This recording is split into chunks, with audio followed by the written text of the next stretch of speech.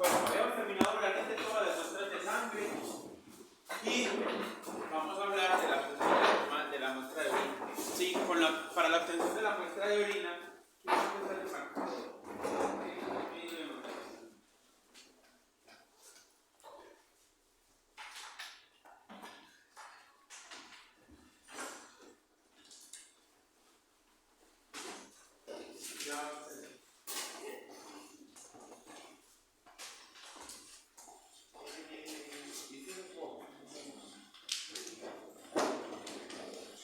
entonces, para la obtención de la muestra de orina, nosotros vamos a tener varias cosas, ¿cierto? Lo importante es saber que muchas de las alteraciones, digamos que de la vejiga, incluso de los riñones o de otros órganos, se ven en la orina, ¿cierto? Entonces es un examen que realmente es muy sencillo, cuando veamos renal lo vamos a ver, que realmente es muy sencillo, que realmente es barato y que es subvalorado. ¿Sí? Es decir, que la gente solo piensa, pues los veterinarios piensan que entre más caro el examen es mejor. Y ese examen particularmente es subvalorado. ¿Listo? Existen tres formas de tomar una muestra de sangre. De orina. Tres muestras de orina. Listo. La primera es micción espontánea.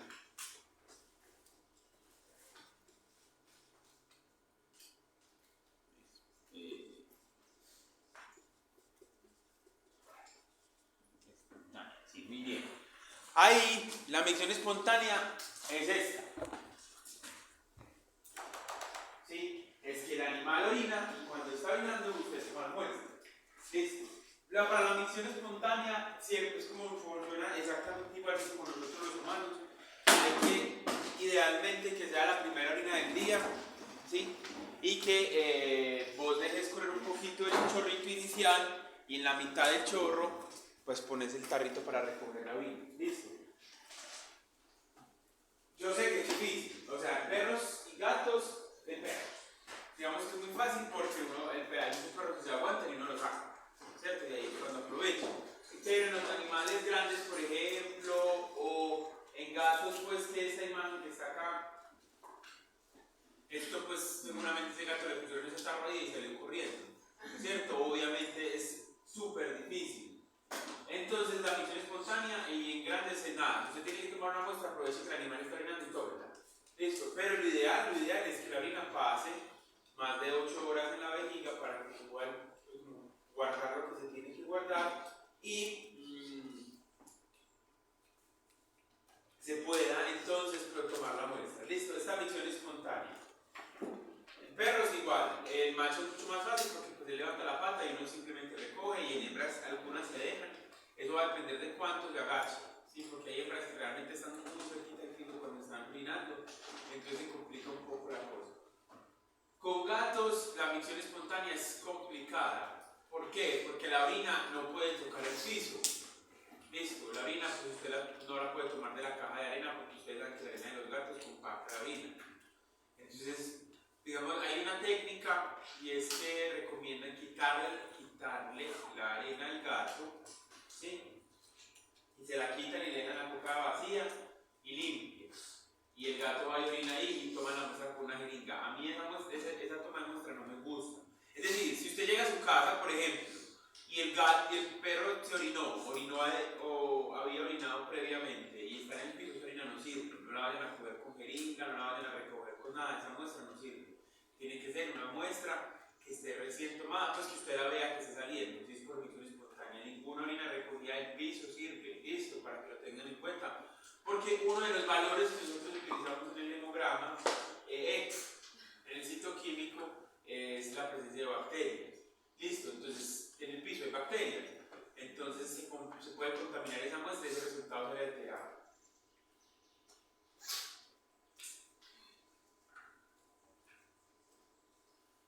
Muy bien, existe otro método que es este, que estamos viendo acá, que es el de sonda vesical.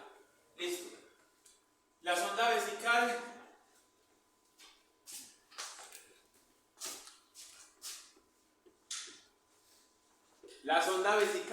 es fácil ponerla, por ejemplo, en perros, ¿cierto? Es súper sencillo. hay que exponer el prepucio, ¿cierto? Perdón, el glasne, y pasar la sonda. Pilas que van a humedecer obviamente la punta de la sonda con gel de roxicaína o alguna cosa, porque pues por la uretra es incómodo. Listo. Hay una cosa, y es que uno normalmente introduce la sonda, ¿sí? La va introduciendo y suavecito. Eso no es pues como llenando mucho y suavecito. ¿Por qué? Porque eso incomoda, realmente incomoda. Y hay perros, sobre todo los perros viejos, ciertos perros que tienen ciertos oloritos que les puede incomodar. Listo. Es fácil, realmente sondear un perro macho es muy fácil. Y ustedes pasan la sonda hasta que encuentren, hasta que la sonda empiece digamos que a liberar orina, es decir, ahí ya llegaste a la vejiga. Para tomar la muestra está perfecto. Usted deja correr un poquito, igual pierde las otras goticas y el resto lo...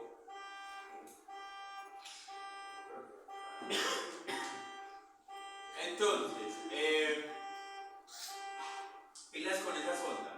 Con la sonda vesical, esa es otra forma. Listo, es importante, ya les voy a explicar. Es importante que ustedes siempre que pongan la toma de la muestra, o la pongan en el formato de remisión, o ustedes lo pongan en la historia clínica, porque los valores de referencia, dependiendo de cómo se tomó la muestra, cambian en el citoquímico. Listo, entonces no es lo mismo, pues sobre todo en el examen microbiológico, los sedimentos, las bacterias, los leucocitos y los glóbulos rojos van a ser diferentes, dependiendo si lo tomó por misión espontánea o por sonda vesical. Listo.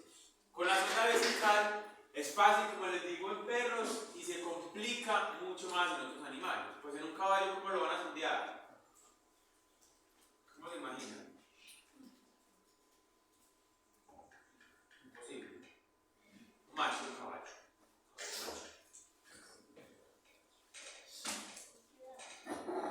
Muy bien, el caballo hay que sedarlo. ¿Para qué lo sedan? ¿Para que qué? Se quede tranquilo. No, pero en serio, ¿para qué? Mientras tanto me va a ver como una lista. Por ahí dijeron eso. ¿Para qué qué? Para que exponga el pene, ¿cierto? Usted para un macho, en un caballo lo tiene que sedar para que él pueda relajar el pene y ahí es cuando lo vas a sondear. Entonces, por ejemplo, en un macho, pues, es muy maluco, es complicado. Ahora, los machos y los caballos realmente no es que tengan tanto problema de cálculo, no quiere decir que no les dé, si les da, lo que pasa es que el tamaño digamos, el tamaño de la uretra es mucho más grande, entonces es fácil que un caballo salga, el cálculo, pues, ¿cierto? Entonces en un macho y un caballo hay que sedarlo para que le exponga el pene y así se podría sondear. Sería la única opción. O ya misión espontánea, que es lo más común que normalmente haga, que cuando el caballo está terminando de relajar el pene, inmediatamente uno toma la muestra, ¿cierto? En gatos, entonces ya sabemos que la misión espontánea no es una opción, siempre y cuando el gato se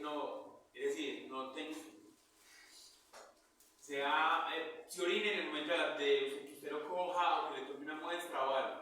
Cierto que eso es un mecanismo que tiene el gato de defensa, pues realmente de estrés. Usted carga el gato o lo coge, lo provoca para tomar la muestra de sangre y él inmediatamente se orina, entonces ahí aprovecha y toma la muestra. Listo, esa es una misión espontánea. Un gato, ¿cierto? Pero realmente en condiciones normales, pues un gato tranquilito no se va a quedar así como el detalle de la foto. Listo. Entonces en los gatos toca o sondearlos. Lo que pasa es que la sonda en un gato es muy pequeñita y porque el pene del gato es súper pequeño y realmente es muy incómodo, ¿cierto? Tocaría poner la sonda, ¿verdad? Casi que se da el gato en serio, al macho sobre todo, bueno, de la hembra es más difícil todavía, casi que imposible. Y pasar a la sonda. La sonda es una sonda súper pequeña, hay que exponer el penecito del gato y hay que empezarle a pasar una sonda.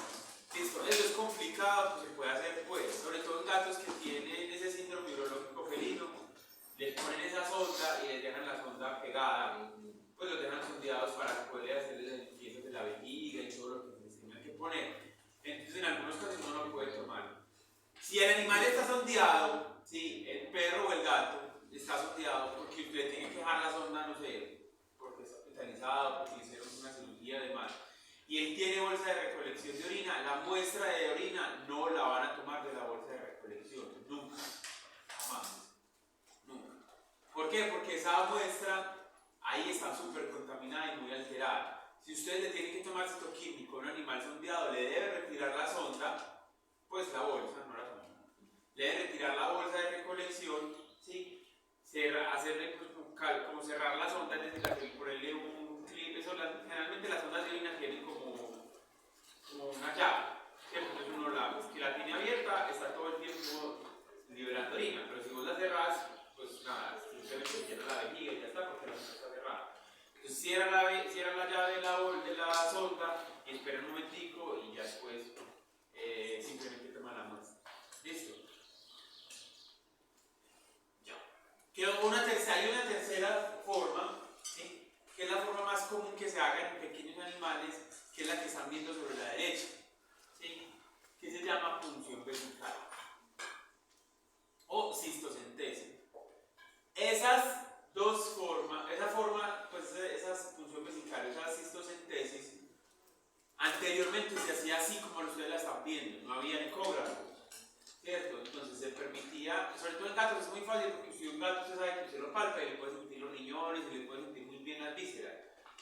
Entonces lo que se hacía era que el gato con la vejiga llena, uno con una mano subía la vejiga hacia el otro lado de la pared abdominal, de la señal de cúbito lateral, vos con una mano subías la vejiga y con la otra hacías una limpieza quirúrgica y pasabas y ponías una aguja, una jeringa y tomabas la muestra. Eso era riesgoso, sobre todo en vejigas que no estuvieran muy llenas o muy pletóricas, entonces ahí vos podías funcionar una base intestinal, funcionar el vaso, sí, o funcionar otros órganos y es complicado porque eso puede generar peritonitis y puede generar otras complicaciones. Todavía existen veterinarios que la hacen de esa manera.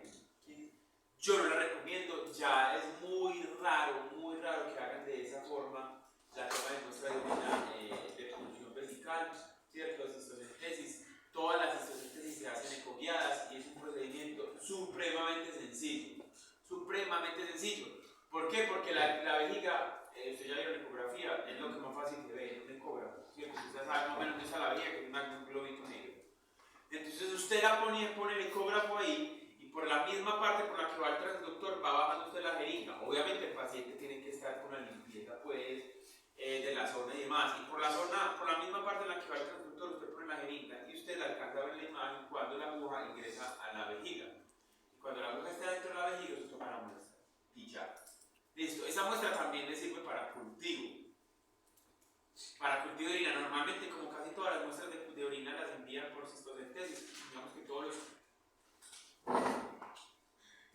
los cultivos los hacen por de cistocentesis, pues no es que sea obligatorio, no, porque en un caballo pues entonces cómo van a hacer un cultivo de orina, ¿cierto? Pues no se puede, pero digamos que lo más común es que los cultivos de orina sean de orinas tomadas por cistocentesis. Uno toma la muestra de orina, así hace la cistocentesis, la lleva al laboratorio y el laboratorio hace el cultivo y después hace el citoquímico. Siempre que ustedes vayan a tomar una muestra que tenga varios exámenes, el primer examen sea, y en esos exámenes haya una microbiología, se debe procesar primero la microbiología y el resto de la muestra ya se procesa normal. Listo, eso incluye la clínica. Aquí con este perro hay una cosa más hecha. ¿Qué está pasando con este perro Fernando? Va a poner el segundo. Está tomando la zona. ¿Cómo? ¿Sentían lo que me dijo? ¿Qué? No, bro, el recipiente. El recipiente, ¿sí o qué? Ahí están tomando orina en un tubo de sangre. No quiere decir que no se pueda. Yo siempre tengo esa discusión con mis colegas veterinarios, porque ellos dicen, pero si yo tengo que mandar esas orinas muy lejos y así no sé por qué. Eso sí tiene una cosa, el frasquito de orina, que es eso sí tiene una vuelta y es que se derrama muy fácil, ¿cierto? Es un tarro que realmente pues, no es hermético. Entonces usted tiene que mandar unas orinas mucho tiempo en cuanto a distancia, pues, o se tiene que mover mucho. Hay que buscar una forma de embalarlos mejor, los pueden envolver en filipén o los pueden envolver en papel chip. Pero lo ideal es que la hacen así, porque es una buena recipiente. Listo, lo pueden enviar en el tubo rojo, está bien, está mal, pero pues ya que más hace uno cuando lo recibe en el tubo rojo, Listo. Sobre todo si ustedes van a trabajar con animales pequeños, los perros y gatos, ustedes toman la muestra del consultor o de la lleva del tutor, entonces ustedes les van a enseñar que sean en carritos psicoquímicos. Listo. Y en el de sangre solamente, pues si tienen la orina del animal más escaso del mundo, de la zarigüeya más complicada o del animal más complicado, en el que ustedes definitivamente esa orina sea muy preciada, digámoslo de alguna manera. Sí, o sea, si es una orina que se puede perder, es una orina que se puede regar, entonces ustedes la pueden enviar en el tubo rojo. Listo, es lo único. Las orinas también se refrigeran. ¿Sí? Si ustedes no van a procesar, la orina es un líquido que se debe procesar en el menor tiempo posible, porque si no, todas las orinas que tomen, por sanas que sean, esas orinas se alteran con el tiempo. ¿Por qué? Porque si hay una sola bacteria, poquitas bacterias, se empiezan a proliferar y demás, se empieza a formar sedimento que no estaba, se empiezan a generar, digamos que descomposición de esa orina, entonces la orina, ahora, ¿cuánto tiempo que tomada la muestra se debe refrigerar? Inmediatamente, usted la toma inmediatamente, o la lleva al laboratorio o la refrigera. ¿Sí? Si la refrigera, la orina le dura más o menos 4 horas refrigerada. Si no, esa orina se empieza a alterar. Entonces son orinas que usted las tomó por la mañana y está en el campo y llega al laboratorio por la tarde, esa orina ya está muy alterada.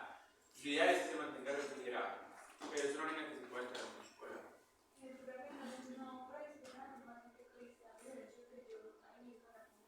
No, porque es que la orina no se congela, están 0 grados, pues, no, 0 grados no, de 2 a 8, que es lo que normalmente la refrigeración. Entonces no alcanza a generar cristales. Y la orina no se congela, porque si usted la congela, lisa las células que hay ahí cuando la vaya a descongelar. Listo. Entonces si usted la congela, cuando las muestras se descongelen, todos los del leucocitos, bacterias y eritrocitos que hayan ahí se lisaron y ya no le va a servir. Listo, entonces solamente refrigerada, idealmente procesada en el menor tiempo posible. Eso es una cosa importante que hay veces olvidamos. Y son orinas que son súper alteradas, pero realmente son orinas que son pacientes que están bien, lo que pasa es que se está demorando mucho en procesar la muestra. ¿La máxima por cuánto se puede refrigerar? 4 horas. Listo, 4 horas es un espacio apenas perfecto para que llegue al laboratorio. Pues porque ustedes, no sé. Lo vi sin refrigeración entre el propietario toma la muestra y la lleva, por ejemplo, donde el veterinario a la clínica, más o menos cuánto sería el tiempo máximo que usted pasa. De tomar la muestra debería llevarla de inmediato, pues, pero uno podría decir que 1 hora, 2 horas, puede ser mucho. Lo que uno normalmente le dice al tutor es, vea, ¿sabe qué? Tome la muestra, la primera micción de la mañana, y si no la puede traer de una, métela en la nevera y apenas pueda la trae, conociendo que la muestra se altera. Cuando vean ustedes los que vayan a coger la electiva de patología clínica, nosotros vamos a tener una práctica de citoquímico. Y generalmente la muestra ustedes las toman a las cualquier clase de 6 la toman a las 5 de la mañana, puede ser muestra de perro, muestra de ustedes, y la dejan todo el día afuera, con todo el sentido, porque nosotros la idea de la práctica es ver muestras contaminadas, muestras orinas feas. Y ustedes van a ver que esas orinas al final del día ya están súper alteradas, súper alteradas, huelen fuerte, parece una orina infectada. Y nada que ver, solamente son orinas que llevan mucho tiempo. Profe, y cuando se toma por sonda, si la bolsita es estéril, ¿sigue sin servir la orina? ¿O es por el tiempo? No entiendo tu pregunta. ¿La bolsita cuál? La bolsita de recolección de orina cuando tiene sonda. No, la bolsita de recolección de orina no sirve porque, o sea, en un paciente sondeado, no le sirve porque, uno, la orina que usted está tomando ahí es orina que puede llevar más de 20 horas, no es por la esterilidad, es porque la bolsa de orina no se está vaciando todo el tiempo, es orina que está en contacto con el piso y es una orina que lleva ahí mucho tiempo y pasa lo mismo, como no está refrigerada se entera de una. Entonces, generalmente las orinas de las ondas, de las bolsas de recolección son orinas súper contaminadas. Por eso no sirve, porque es orina que lleva mucho tiempo ya por fuera. Listo. Adicional, como el paciente está sondeado, en un paciente sondeado, la orina no se almacena en la vejiga, se produce y sale por la sonda, porque la sonda tiene abierto completamente el esfínter vesical. Listo. Entonces el paciente, toda la orina que llega sale por la sonda. Entonces usted tiene que cerrar la sonda para que digamos que se tapone y se pueda volver a llenar la vejiga. Listo. Y ahí cuando llena un poquito la vejiga se lo toma la muestra. Profe, otra pregunta. Claro.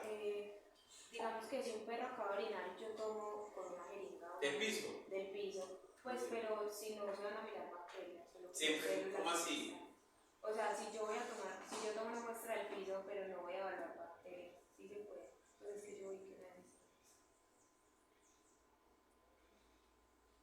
Pues como es que no voy a evaluar bacterias, el citoquímico, como un citoquímico siempre tiene bacterias. No, pero O sea, es siempre- otro examen, no sé, pero a mí me dijeron como no, es que bacterias no vamos a evaluar, solo como células y cristales. Una chambonada. Una chambonada. O sea, no nos digamos eso es una chambonada. Esa es la más fácil. Nunca en su vida hagan eso. O sea, ustedes busquen la forma, busquen el ecógrafo, hagan lo que sea, pero no vayan a recoger una orina del piso. O sea, no. O sea, qué pena, pues es algo muy reconocido. O la persona que lo hizo me disculpará, pero el champón como eso. Listo. Nunca en su vida vayan a recoger una orina del piso. Además, porque uno no sabe qué hay en el piso, no sé. Pues no se me puede qué hace. Pero bueno. Así son, no vayan nunca a hacer eso. Espero que ustedes en la vida se. Listo, entonces tenemos estas tres tomas de muestra: dicción espontánea, sonda vesical y cistocentesis.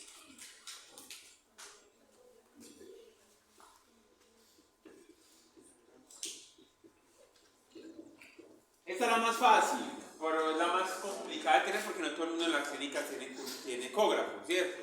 Pero pues un ecografista va y da a la clínica y le ayuda a tomar esta muestra y usted programa 3 o 4 pacientes que tengan ecografía y ahí en ese medio de esos pone a esta semana que le ayuda a tomar la muestra y eso.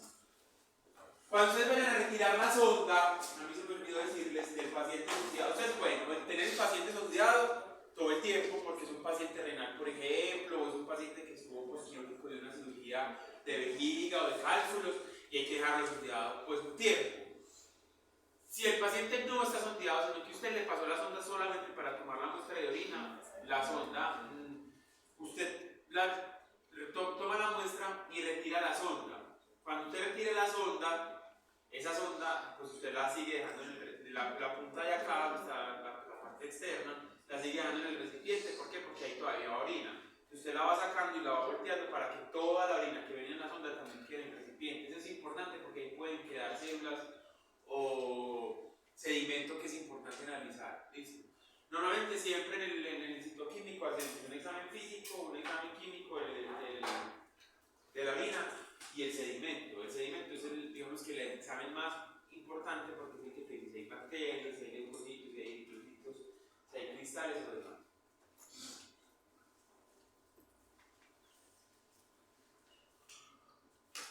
Tenemos acá otra, obtención de muestras de fusiones y líquidos corporales.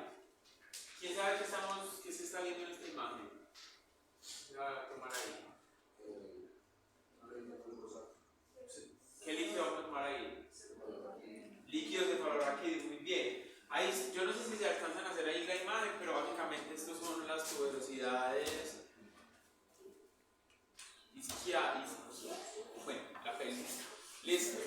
Y aquí, entonces uno normalmente pues, hace como ubica las dos crestas dictales. Bueno, no me acuerdo. Y aquí en la mitad hace pues la zona del paciente tiene que estar anestesiado. Entonces, eso es lo más importante. En animales pequeños, perros y gatos, cuando ustedes vayan a tomar una muestra de líquido cefalorraquídeo, el paciente tiene que estar completamente anestesiado. Es un procedimiento que se hace en quirófano. Es un procedimiento que es fácil de hacer porque técnicamente es un procedimiento súper fácil. Yo creo que solamente tomé una en mi vida y nunca más. Pero las proceso todo el tiempo. Pero realmente es un procedimiento muy sencillo de hacer en animales pequeños. Lo que pasa es que tiene que estar anestesiado, entonces es costoso. Y teniendo en cuenta esa premisa de que es costoso, valoren todo el dato que les puede dar. Listo, nosotros vamos a ver más adelante los análisis de líquidos y fusiones, que son realmente sencillos de hacer. Pero aprovechen el líquido. Cuando ustedes saquen un líquido cefalorraquídeo, ¿por qué hace líquido cefalorraquídeo? Le van a medir lo que más se pueda. con el fin de obtener un dato real de lo que le está pasando al paciente. Ustedes no van a tomar un líquido cefalorraquídeo en vano. Es decir, el paciente, cuando ustedes les van a tomar un líquido cefalorraquídeo, es un paciente que tiene signos neurológicos, que es un paciente que ustedes sospechan que tiene una enfermedad infecciosa o degenerativa a nivel cerebral, y que es el primer paso antes de hacer una resonancia o una tomografía, ¿cierto? Entonces, tomar ese líquido cefalorraquídeo se hace supremamente importante porque es un líquido, como les digo, en perros y gatos, que es un líquido difícil de tomar, que es una toma de muestra que es costosa y que finalmente, pues, ustedes le van a gastar tanta plata y el doctor accede, es una muestra que ustedes la tienen que observar. ¿En qué tubo, en qué recipiente mandarían ustedes un líquido cefalorraquídeo?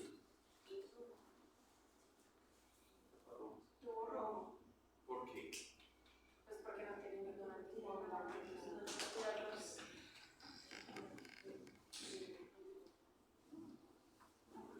¿Quién dice otra cosa? Un fluido estéril. El tubo rojo es un fluido estéril.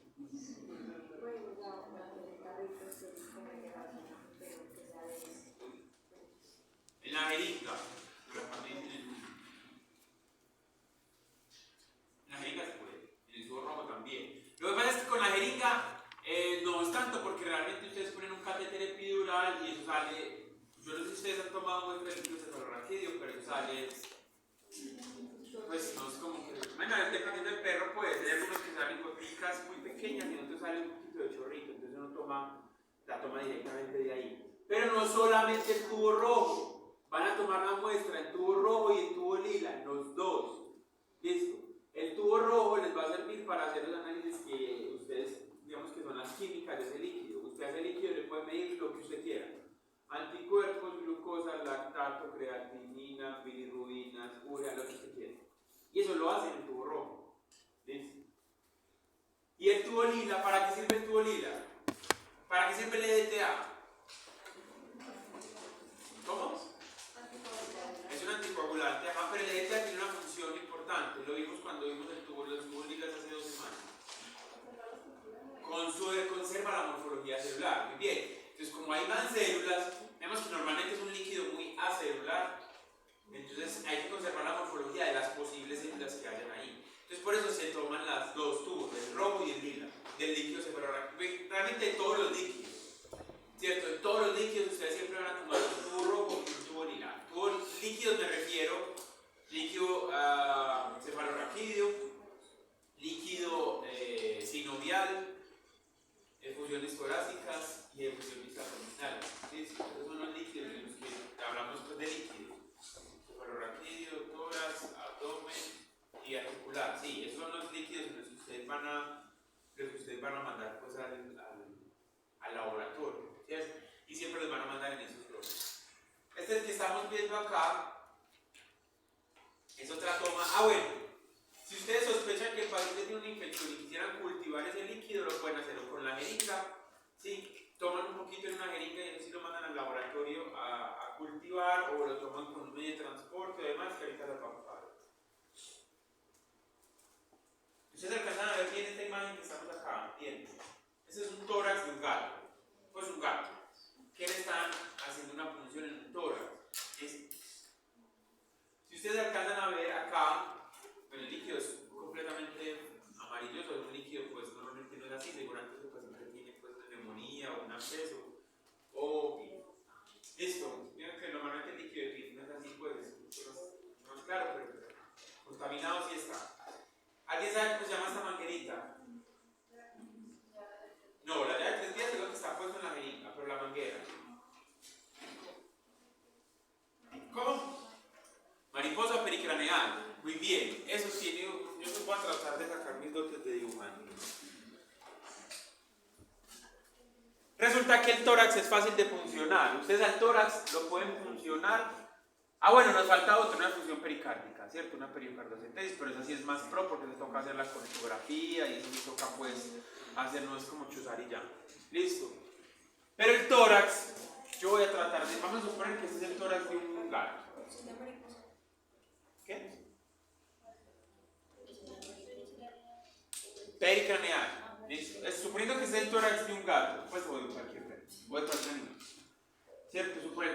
sacar.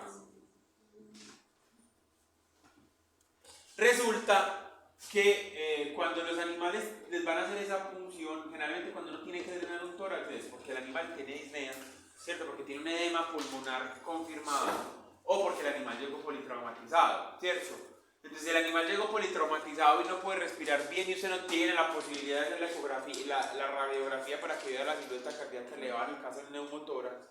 Uno lo que hace es puncionar el tórax con una aguja que no sea muy traumática, que es esta, ¿cierto? Es un pericraneal, se llama pericraneal la mariposa y realmente es una aguja que es pequeña y que tiene como esta cosita, ¿cierto? Y acá tiene un tubito que se conecta a una manguera y se recupera. Aquí se conecta la llave de 3 vías y finalmente pues a la jeringa.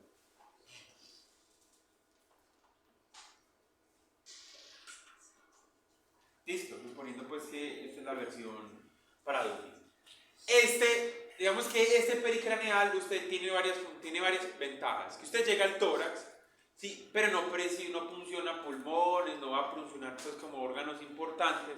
Entonces usted lo puede mover, digamos que de manera circular por todo el tórax, incluso puede funcionar varias veces y así puede asegurarse de recuperar la mayor cantidad de líquido. Entonces en este caso lo hace rápido y es un procedimiento de urgencia.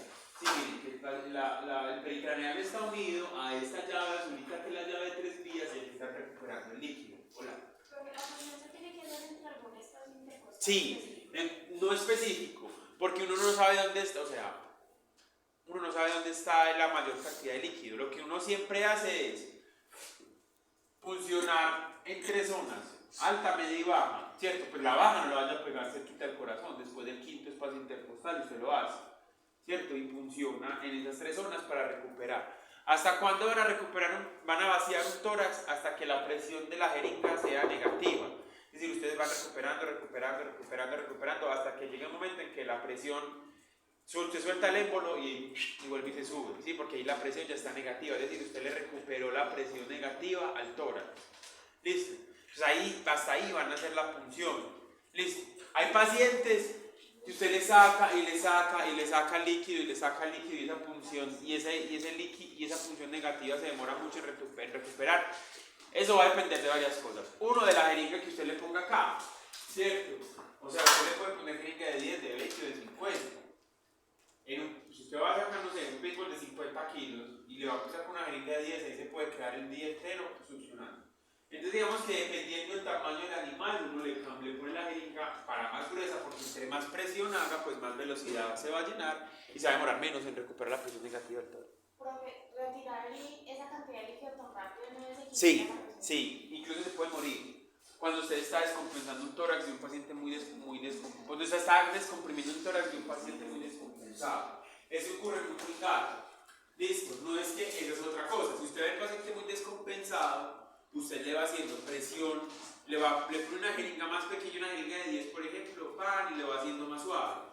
Si el paciente no está tan descompensado, ¿cierto? Usted le puede sacar una cantidad mayor de líquido. Listo, pero eso sí es verdad, si usted empieza a descomprimir un tórax muy rápido, el paciente se descompensa y se le muere. Un gato se le muere aquí. Entonces ahí la descompresión del tórax o el drenaje torácico tiene que hacerse con cuidado. El paciente, generalmente los pacientes a los que hay que drenar el tórax están un poquito comatosos, como choqueados pues. Entonces son pacientes que usted les tiene que poner oxígeno, que usted le va a hacer una punción y lo va a empezar a drenar suave, sobre todo en gatos que son los que más se descompensan. Los perros no tanto, los perros pequeños sí, pero los perros grandes aguantan más. Listo. Pero en este caso pues, que es el caso de la toma de la muestra, ustedes van a tomar la muestra, este líquido, cuando ustedes lo recuperan así, aquí este líquido ustedes lo pueden enviar al laboratorio, así tal cualito, porque es un líquido que se ve asquerosamente amarilloso, entonces probablemente aquí haya bacterias. Entonces normalmente no manda la jeringa completa al laboratorio, ya lo cultivo. Luego, y le pueden hacer la citología y le pueden hacer análisis de líquido completo directamente desde la jeringa. Por eso le decía a ella que la jeringa funciona en estos casos, ¿cierto? En los casos en los que usted toma la muestra con la jeringa y así tal cual la jeringa la envía al laboratorio. Luego de que usted toma la muestra, usted no le tiene que, usted solamente utiliza una jeringa nueva, porque usted ya mandó una al laboratorio, una nueva, y ya lo que hace es que el resto del líquido que va sacando, pues ya lo va descartando porque se ya envió la muestra al laboratorio. Ya lo que sigue es descomprimir el tórax, ¿verdad? Sigue descomprimir el tórax para poder recuperar el paciente. Hay pacientes que tienen una enfermedad, por ejemplo, supertesa cardiovascular, pulmonar, ¿cierto? O que el pulmón se llena muy rápido de líquido. Entonces uno normalmente les puede dejar un tubo. Sí, un tubo se les puede dejar un tubo a tórax o dejar esta no, porque esta es una aguja. Lo que hace uno es dejarles un tubo a tórax, un tren, para que se vaya recuperando el líquido que se va produciendo. Y eso a uno le toca hacer pues la versión homemade de los tubos, porque en humanos les ponen el tubo y los dejan con un aspirador conectado todo el tiempo y eso va recuperando. En veterinaria pues decimos no lo podemos hacer, pues, no tenemos los recursos para todos ni nada, entonces hacemos como la versión veterinaria, que es básicamente poner un catéter acá, ¿sí? Un catéter dependiendo del tamaño del perro o del gato o del animal que sea, le ponen un catéter y le ponen una sonda, la misma sonda de orina que vimos anteriormente, ¿cierto? Y la pone siempre con presión negativa con una jeringa que está siempre en esta posición, como en posición de recuperar. Entonces uno lo que hace es que la jeringa la deja así en presión negativa todo el tiempo y lo que luego le pone un palo, un bajalenguas y lo envuelve en microporo y ya lo deja negativo y ya se lo pega al paciente y listo, y ahí el paciente se va recuperando. ¿Qué pasa? Que si es por ejemplo un líquido que tiene mucho contenido fibroso, mucha fibrina, se puede tapar el catéter. Entonces es un paciente que cuando tiene un tubo a tórax ustedes tienen que estar pendientes que el tubo no se haya tapado, que la recuperación del líquido sea adecuada, hacerle radiografías o hacerle ecografías para mirar que si hay que cambiarle el tubo y demás. Listo, uno normalmente pues descomprime el tórax y en algunos casos deja el tubo a tórax conectado en pacientes que tienen ciertas particularidades. El gato politraumatizado es muy común, ¿cierto? El gato que lo atacó un perro, el gato que se cayó en el balcón, que lo atropellaron. Vemos que esos son los gatos que uno normalmente les deja el tubo a tórax. Hay perros cardiópatas, también les deja el tubo a tórax, dependiendo de lo que vaya pasando. Si yo no tengo pues por el momento para confirmar si hay edema, pues, y es un paciente de urgencia, uno cómo sabe si hace la toracotomía, pues cómo se necesite. Bueno, si usted lo ausculta, esos pulmones de edema, usted nunca en su vida ha escuchado un edema pulmonar, ¿sí o qué? Nunca. En lo que le han enseñado en semiología, ni cariño, ni nada. Pero el día que usted le pone el fonendoscopio a un perro congestionado con los pulmones llenos de agua, es literalmente como cuando uno mueve como una bolsa de agua, suena así tal cual. O sea, es súper claro cuando los pulmones congestionados se escuchan súper fácil. Entonces ahí vos decís, este man está lleno de líquido. Entonces ahí lo funciona, ¿cierto? La forma más básica, la más fácil es la auscultación. Usted con la auscultación, como cuando uno mueve una bolsa de agua así, que se siente el agua como en una bolsa. Ese es el sonido que a mí más se me asemeja al edema pulmonar. Listo, o sea, tiene que ser un edema pulmonar considerable. Si es un edema pulmonar pequeño, probablemente no alcanzas a ver. Y si es un edema pulmonar pequeño, el paciente va a estar taquipneico y demás, y vos le puedes poner una dosis de diurético y con eso responde. Pero vos tenés que poner a drenar un tórax cuando el paciente realmente está súper descompensado y vos lo funcionas y sacas mucho líquido en la primera función. Entonces ahí sí tenés que poner a descompensar un tórax. De lo contrario, digamos que el manejo medicamentoso funciona bien. Eso sí, el paciente tiene que quedarse hospitalizado por cualquiera de las dos. O sea, un edema pulmonar es un criterio de hospitalización de un paciente. Edema pulmonar puede ser cardiogénico o no cardiogénico, ¿cierto? Eso ya me imagino que lo vieron con María del Aire. Si el edema pulmonar es cardiogénico, hay que descompensar el tórax y empezar a medicar el corazón, porque pues, el origen viene del corazón, ¿cierto? Mirar qué es lo que le está faltando a ese corazón que le está generando el edema. Y si es no cardiogénico, buscarse si hipoproteinémico, si el paciente tiene un problema hepático o si tiene una hipertensión pulmonar, bueno, lo que ustedes ya saben que se hace en los edemas pulmonares. Listo. Para la ascitis funciona exactamente igual. En la ascitis el riesgo de descompensación es muy bajo, ¿cierto? Digamos que el paciente no sabe descompensar, se descompensa más fácil el tórax que que en el abdomen. Entonces ustedes normalmente cuando vayan a descompensar un abdomen, generalmente los abdómenes uno los ve, ¿cierto? Es el perro que usted ve asítico, con esa barriga que parece un trompo, pues eso se mueve con algo. Y eso, en serio, que uno a veces ve los abdómenes tan distendidos que suenan como una bomba llena de agua, ¿cierto? Entonces cuando ustedes llenan agua, una bomba llena así suena un abdomen. Entonces uno lo ve muy fácil y normalmente cuando ustedes vayan a tomar, igual eso lo volvemos a ver cuando veamos líquidos, la toma de muestra del líquido abdominal tiene que hacerse en caballos en la zona más ventral del abdomen, ¿cierto? En la más pendulante, que no va a tener cosa, mira, mostrarles porque eso lo vemos cuando veamos. Y en perros y gatos el animal tiene que estar. Si el animal se puede quedar de pie, maravilloso. ¿Sí? ¿Por qué? Porque el animal ahí con la gravedad está favoreciendo a que todo el líquido se concentre en una sola zona. Si el animal no se puede quedar de pie porque el líquido es mucho o porque el animal está muy descompensado, pues muy descompensado, pues uno lo toma lateral en la zona más ventral que pueda en el perro. No tan cerquita al arco costal, porque en el arco costal puede estar, si es en el lado izquierdo, puede funcionar el vaso. Entonces digamos que lo hace por ahí como por la mitad del abdomen, ¿cierto? En la parte más ventral. Pasa lo mismo, le puedes poner un pericraneal o le puedes poner un catéter dependiendo de la cantidad de líquido que tenga. Y lo mismo, van a recuperar hasta que se drene todo ese abdomen. ¿Listo? Generalmente el abdomen es raro que vuelva otra vez y se llene, a no ser de que el paciente tenga pues, un problema cardiovascular, pero no se llena literalmente de un día para otro, no como para otro el pulmón sí se puede llenar. Usted lo puede vaciar por la mañana y por la tarde otra vez estar ese líquido, esos pulmones llenos de líquido otra vez. Si el paciente tiene, por ejemplo, un problema respiratorio y es braquicéfalo, eso. Espérenme que me están escribiendo la guardería de mi hija. Hola, ¿cómo estás?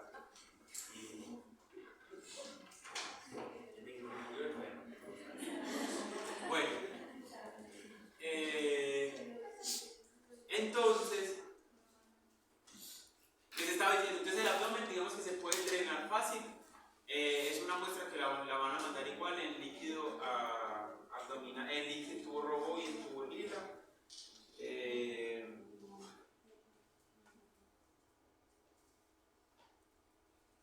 En tubo rojo y en tubo lila, entonces ya, listo.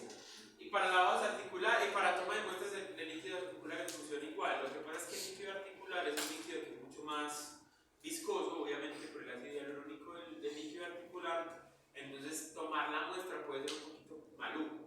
Entonces no se toma con jeringa, sino que se pasa una punción con una aguja o con un tatete, y por ahí se toma el líquido con las gotitas que van cayendo a los tubos, tanto en el lila como en el rojo. Listo, como ustedes van a tomar muestra de líquido, sí, los dos tubos. Como ustedes van a tomar muestra de líquido y van a tomar una muestra anticoagulada, obviamente lo van a homogenizar como si fuera una muestra de sangre. ¿Listo? Hola. ¿Se usa también este pericraneal o se drena directo cuando Pero es que en un hematoma usted lo puede drenar, pero la indicación, pues drenarlo y ya está, no es suficiente. La indicación es un paciente con un hematoma, hay que operarlo, ¿cierto? Hay que drenarlo, pero hay que drenarlo de una manera diferente, porque si yo dreno ahí, solamente estoy sacando la cantidad de líquido y digamos que se puede volver a acumular porque no es quitado, no ha cerrado bien el paso de líquido que está cayendo sangre. Uno lo puede hacer y de hecho, los osteomatomas pequeñitos, esos los drenan. Pues si son muy pequeñitos y los drenan. Lo que pasa es que esos osteomatomas pequeños normalmente no se ven, ¿cierto? La gente consulta cuando ya es la empanada del parcero que tiene la oreja del perro, ¿cierto? Que son súper grandes y ahí ya drenarlo es insuficiente, pues es bobada drenar. Pero la respuesta es sí, yo lo haría con un pericraneal. ¿Por qué? Porque la aguja es más pequeña y lo puedo mover por todo el osteomatoma y lo puedo drenar completamente, ¿cierto? Y es menos incómodo para el perro que poner una aguja 21 y chutarlo ahí. ¿Listo? Entonces normalmente lo hacen con una aguja grande, pero a mí lo que me gusta pues es operar. Pues a mí no, yo ya no opero, solo he operado un osteomatoma en mi vida y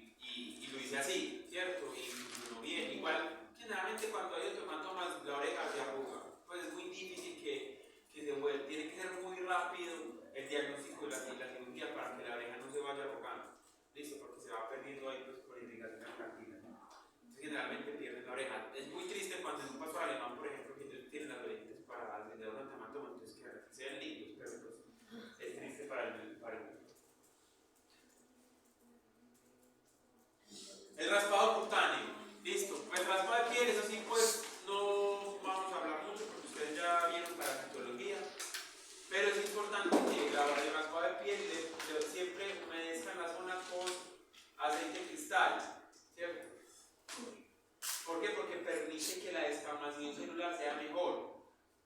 Pues no se pierda tanto, sino que se quede en la hoja de bisturí. Siempre que ustedes vayan a un raspado cutáneo, entonces van a hacer un raspado cutáneo de pelos y escamas y adicional salen un poquito más al fondo hasta que el paciente pues muestre sangre, porque hay ácaros que se van hasta allá, entonces es importante. Ustedes pueden cultivar la piel también. Cuando van a hacer el cultivo de piel, pues no le van a echar aceite cristal porque altera los resultados. Simplemente raspan y lo que va cayendo lo van poniendo en platita de péndulo. Si es un cultivo para hongos, pues porque el cultivo para hongos no requiere mucha parafernalia, pues muchas cosas, ustedes simplemente ponen el pelo ahí y lo mandan al laboratorio y ya está. Entonces uno puede ver los ácaros, uno puede ver las levaduras, ¿cierto? En caso tal de que sea un problema pues, de ácaros, un problema de hongo. Acá estamos viendo también otra opción y es retirar el pelo con una pinza.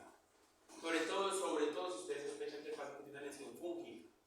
Las lesiones fúngicas históricamente nos han dicho que son lesiones circulares, poco escamativas, no sé qué, eso ya está revaluado, no todos los hongos muestran lesiones circulares un poco escamativas, entonces cualquier lesión de piel que ustedes tengan, van a tomar pelo que está cerca de esa lesión y lo van a traccionar como con un depilador, ¿cierto? Como depilando ese pelo y envían ese pelo al laboratorio y pelos también lejos de la zona, ¿listo? Para que les hagan digamos que análisis de los pelos que están cercanos a la lesión y otros pelos más alejados que pueden ser también importantes. Existe otro, si voy muy rápido, existe otro que es citología de piel, ¿cierto? O la punción con aguja fina, que ustedes lo conocen. La punción con aguja fina existe, es fácil. Listo, vamos a mirar. Hay dos técnicas, ¿cierto? Miren, ustedes ven acá, técnica con aspiración y técnica sin aspiración. La técnica con aspiración, suponiendo que ustedes tienen un perro con una masa, ¿cierto? Ustedes van a poner una masa. Ojo, una masa en la que usted sepa que no es un absceso, ¿cierto? O sea, que usted cuando lo toque, usted sienta que es una masa y no un absceso, porque uno lo siente. El absceso uno lo ve, lo puede sentir incluso blando por las paredes, antes de que sea un absceso muy bien edificado, pues. Pero normalmente los abscesos uno los siente rígidos en la base, pero en la punta son blanditos como un barro. Entonces uno normalmente esos abscesos los depila, los limpia y los drena deliciosamente, ¿cierto? Entonces usted lo drena y ya. Ese líquido pues es un absceso y usted dependiendo del tamaño del absceso, hay algunos que le tienen que dejar un dren y irlos limpiando todo el tiempo y ya. Pero normalmente las masas son cuando usted toca una masa, que es una masa compacta, que algunas son móviles y otras no, dependiendo de lo adherido que sea o del tipo de masa que sea, y ustedes quieren saber qué es. Eso es importante. ¿Por qué? Porque la punción con aguja fina es un diagnóstico citológico que nos permite conocer de pronto la celularidad de eso. Sobre todo, por ejemplo, si son lipomas. La mayoría de las masas de los perros de edad media hacia la adultez, realmente esas masas suelen ser más de tipo lipoma. En beagles, en labradores, en perritos gordos, cualquierudos, esos normalmente tienen esas masitas en algunas partes y les aparecen. Entonces usted funciona. ¿Cómo va a ser la función? Usted coge la masa, ¿sí? La coge y que usted la pueda, digamos que, sujetar. Usted sujeta la masa y a esa masa le va haciendo funciones en tres sentidos, ¿cierto? O sea, tiene la masa acá, vamos a suponer, y usted funciona en este sentido, hacia arriba y en el otro sentido. Es decir, que usted en las tres formas, de las tres partes, funciona la masa. La masa, a mí me gusta limpiar la zona y rasurar el pelo de la zona en la que vamos a tomar la citología, por el sentido que uno puede ver la masa mucho más fácil, el pelo no se le confunde y usted lo puede hacer mejor y pues se ve más limpio. Exacto, usted funciona la masa de la siguiente manera.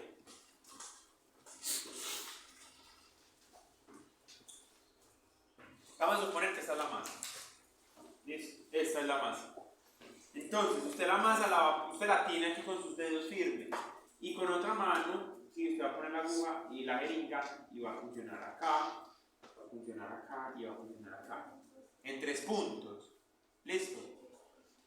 Usted puede hacer la técnica con aspiración o la técnica sin aspiración. La técnica sin aspiración es simplemente funcionar y ya. Listo. Y después al final, se funciona y al final es una placa de un portapedos. Y al final, cuando ustedes hacen sin aspiración, al final sí aspiran, sí, hacen una aspiración, pues como de aire, y con la presión negativa tiran lo que salga, que quiera que salga de la aguja. Generalmente todas las agujas entran por un poquito de presión, entran células acá, al émbolo pues, a la aguja como tal. Entonces uno lo hace,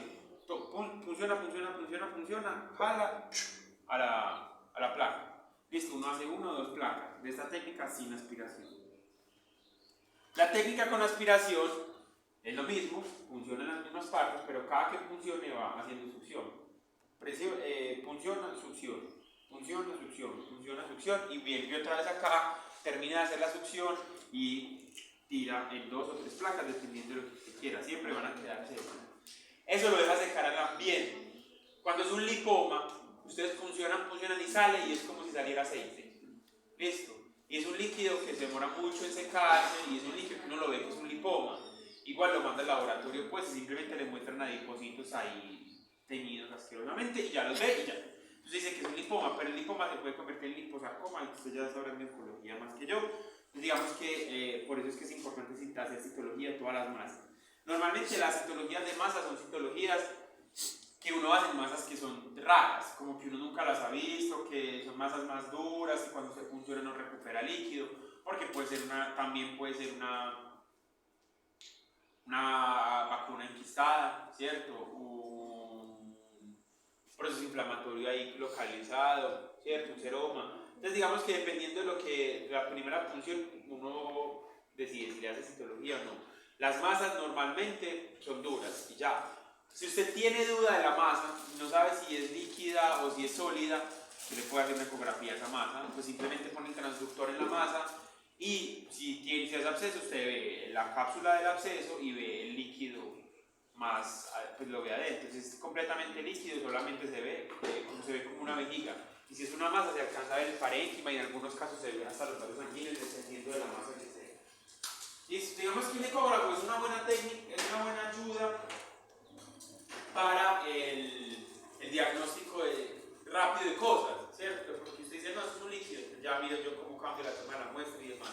Ustedes vayan a tener una clínica, un ecógrafo no les iría mal, pues no les iría mal por él porque le sacan mucho provecho y lo cobran igual. Eso sí, pues aprenden a utilizarlo, ¿cierto? Muy bien.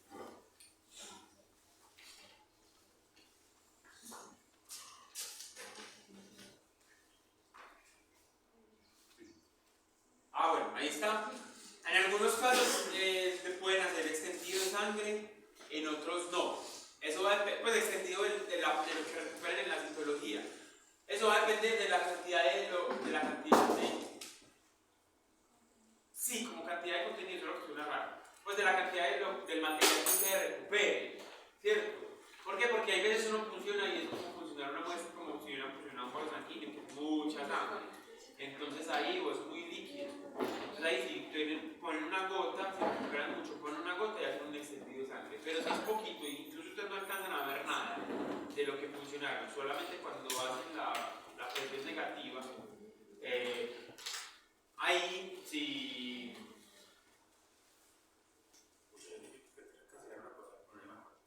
Ahí sí no hacen extendidos, sino que lo dejan secar al ambiente. Nunca lo vayan a poner en calor como si fuera una clase de microbiología. Listo, esas sí las dejan secar al ambiente. Se dejan secar y cuando se secan se mandan al laboratorio, ya las colorean y se dicen que células vienen. Listo. Hay una tercera, la última que vamos a ver es la toma de muestras para microbiología. Como se los dije anteriormente, todas las muestras que ustedes quieran enviar a microbiología las pueden enviar. Eso sí, nunca las vayan a enviar en tubos con anticoagulante. ¿Por qué? Porque si la envían en tubos con anticoagulante, el anticoagulante inactiva el crecimiento bacteriano y lo puede alterar, entonces puede salir efectos negativos y el paciente puede usar con listo. Generalmente generalmente vamos a tomar muestras con esto que llaman medios de transporte. Ustedes ya los conocen porque hay los micros, ¿sí o qué? Estos medios de transporte, ahí dependiendo, hay uno que llama Stuart y otro que llama Amis. Y pues básicamente lo que hace es, ustedes toman la muestra por el toman la muestra por el hisopado o por tiene el hisopado y van a meter este hisopo en el medio de transporte, asegurándonos que este hisopo, esta parte, ¿sí?, quede completamente adentro del medio de transporte, siempre, no en la puntica, nada, ¿sí?, ni al otro lado, todo el líquido. Igual, normalmente eso está diseñado para que cuando usted para poder cerrar el tubo, esto se introduzca más, pero pues igual, no está de más. El hisopo es el que tiene que quedar dentro del medio de transporte. Existe un medio de transporte que se llama Stuart, y ese Stuart requiere refrigeración, que es este. Y hay otro que se llama Amis, que es con carbón activado, que no requiere refrigeración, que funciona mejor para muestras en campo. Usted va tomando y no necesita refrigeración, entonces es mucho mejor, porque los medios de cultivo Stuart necesitan estar refrigerados. ¿Era Stuart y cómo era el otro? Amis, así. Amis. Ajá. Como en inglés.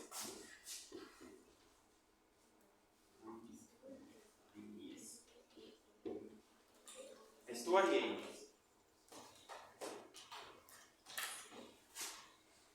¿Listo? El Stuart es el que necesita refrigeración, el Amis no, el que estamos viendo ahí es un Stuart. ¿Listo? Ya, es solamente eso, ustedes el micro ya lo saben tomar, llevan la muestra al laboratorio y ya está. Resulta que los veterinarios, hay veces hacemos las cosas al revés. ¿Listo? Entonces nunca en su vida vayan a hacer como estos veterinarios que están haciendo eso. Estos son tubos de sangre con gel retractor. Ese gel retractor no es un medio de transporte.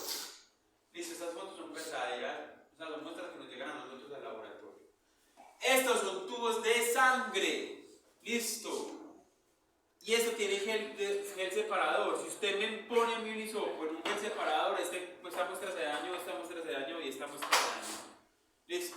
¿Por qué? Porque son medios de sangre, tubos de sangre y no medios de transporte. El medio de transporte es, ya lo vieron, es un tubo de sangre. Si van a mandarle un tubo rojo, tiene que ser un tubo sin gel retractor, porque el gel retractor daña la muestra de cultivo. Entonces yo llamar al veterinario, usted como veterinario, llamar al tutor nuevamente, decirle que usted tomó la muestra en el tubo que no era, pues se le tocará aguantarse o lo que no lo vuelvan a enviar o que bueno. ¿Cierto? Entonces, no lo hagan mal. Esto es de la vida real, esto tiene que estar en la universidad, esto pasó acá en nuestro laboratorio, pasa todo el tiempo, pese a que les decimos que no lo vayan a hacer. ¿Listo? Entonces, ¿qué van a hacer aquí? Que ahí es donde yo me di cuenta cuando ustedes estén rojando acá en la mañana. ¿Listo? El último que vamos a ver es la materia fecal.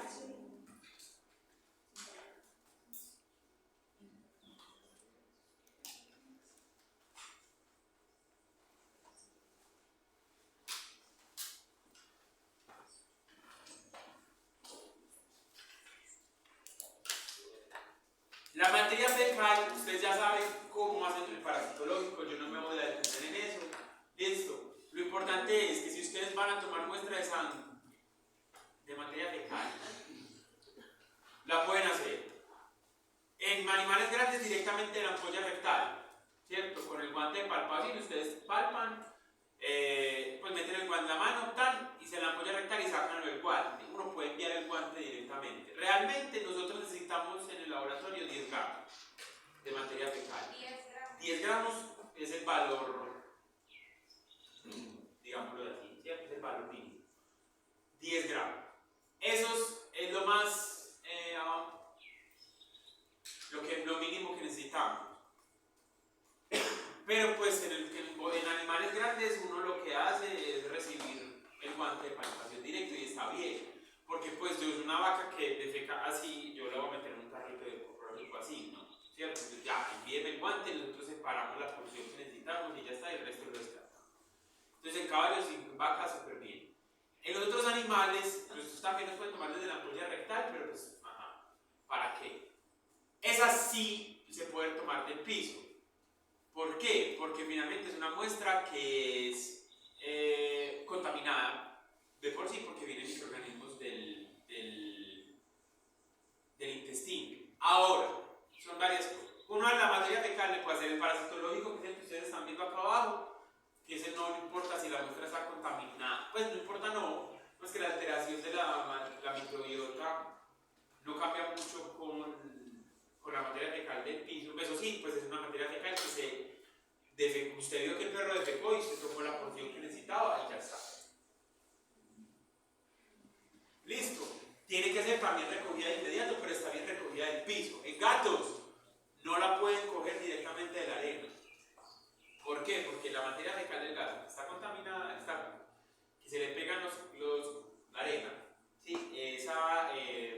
Esa materia fecal no nos sirve porque la arena ustedes saben hacer prológicos, más o menos, ¿cierto? Uno lo que hace es homogeneiza la materia fecal y lo pone en una solución líquida, en versión pues súper rápida. Si ustedes tienen una materia fecal de un gato, ¿sí? con arena, cuando usted la homogenice, esa arena se va a alterar un montón los resultados, entonces no sirve. Para gatos, sí o sí toca tomar muestra de materia fecal sin arena, entonces toca retirar la arena y esperar a que el gato defeque, ¿cierto? Algunos gatos, cuando les dejan la foca, pero les quitan la arena, ellos de la putería se defecan afuera. Es breve porque usted la recogió. Algunos sí pueden entrar acá, lo que hace uno es quitarle la arena, le rasga papel periódico, ¿sí? Y ellos entran, defecan y usted coge la muestra y vuelve y pone la arena. ¿Listo? Digamos que en cualquiera de los dos casos funciona bien. Eso sí, la muestra de materia fecal que sea defecada y de una tomada. ¿Listo? Si ustedes van a hacer coprológico, coprocultivo o coproscópico, todo digamos que va a ser lo mismo. Listo, va a ser la misma muestra. El coprocultivo, nosotros tenemos unos medios, porque en el coprocultivo uno busca normalmente salmonella, ¿cierto? Porque coli siempre hay, pero salmonella no tanto. Entonces uno normalmente en los coprocultivos cultiva salmonella. En cerdos, por ejemplo, es frecuente que uno haga los coprocultivos, ¿cierto? Normalmente son pacientes que tienen diarrea y toman la muestra de, ustedes saben, yo no sé mucho de eso, pero ellos tienen la zona seca y la zona húmeda, ¿cierto? Donde orinan, defecan y donde usted toma la muestra de ahí.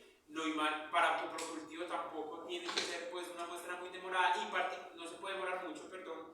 Y particularmente para coprocultivos o para salmonella, la salmonella es una bacteria que es supremamente exigente. Vemos que metabólicamente, entonces tiene que ser, digamos que la probabilidad de una muestra que usted tomó la materia fecal y se demore varias horas en llevarla al laboratorio puede que no le aísle salmonella. En algunos casos sí, nosotros incluso tenemos algunos aislamientos de cerdos con salmonella y lo confirmamos con PCR pues y está súper bien. Bueno. Usted puede utilizar el medio de transporte, o sea, para el cultivo, usted puede llevar la materia fecal directamente, ¿cierto? O puede hacer un medio de transporte, es decir, usted hace el hisopo directamente sobre el ano, sobre el recto, hace el hisopo y se lo lleva en el medio de cultivo. Lo que pasa es que es una muestra pequeña, entonces ahí también hay una probabilidad de chance pequeña. Yo lo que recomiendo es, si usted está seguro que tiene salmonella o quiere aislar salmonella en un cultivo, es tome la materia fecal y adicional haga un hisopo y los dos los lleva a cultivar. Listo, eso para el cultivo de salmonella pues uno lo tiene que dejar una noche, un overnight en un medio enriquecido para seleccionar pues la salmonella y luego pasar una agar. Entonces los coprocultivos no salen en 24 horas sino que se demoran mínimo 48 horas. Profe, ¿cuánto tiempo puede durar? O sea, si uno le dice al propietario que le traiga el copo de la casa, ¿cuánto tiempo? La materia fecal también se daña súper rápido. Sobre todo, la población bacteriana se puede ir aumentando con el tiempo. Y algunos parásitos se inclusionan y algunos se mueren. Entonces, normalmente usted toma la muestra, ¿cierto? Y lo ideal es que usted la puede dejar en la nevera. Digamos que la nevera favorece que como hay bajas de temperatura, los parásitos no eclosionan y la división celular se disminuye. Para eso es la nevera, ¿cierto? Porque la refrigeración baja el metabolismo de los parásitos y de las bacterias. Entonces, lo que normalmente uno hace es, listo, llévela, por ejemplo, usted lo sacó por la mañana, el perrito defecó, usted recogió la materia fecal, la volvió bien envuelta y la puso, pues no la va a poner al lado de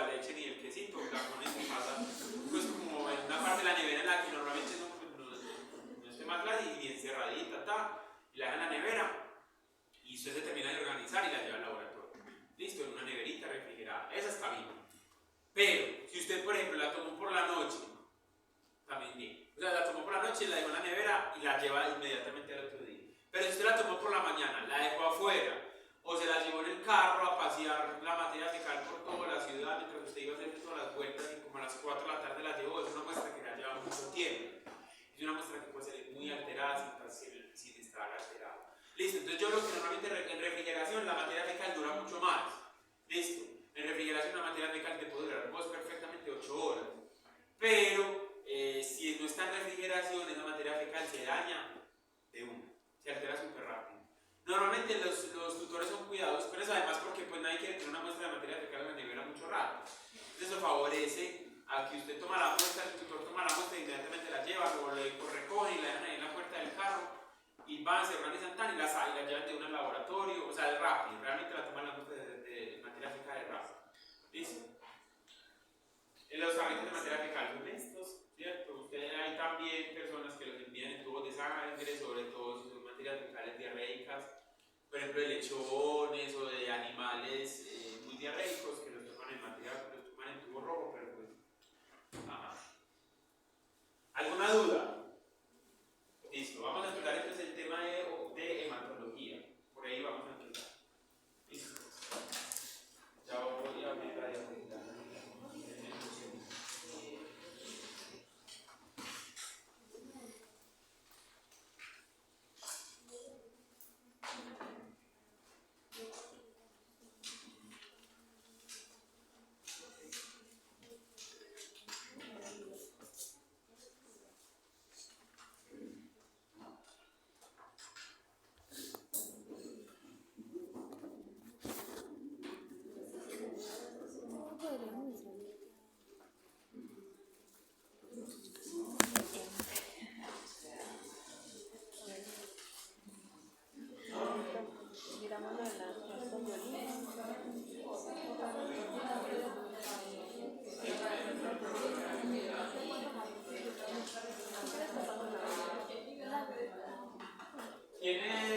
¿Quién puede entrar al correo de la universidad?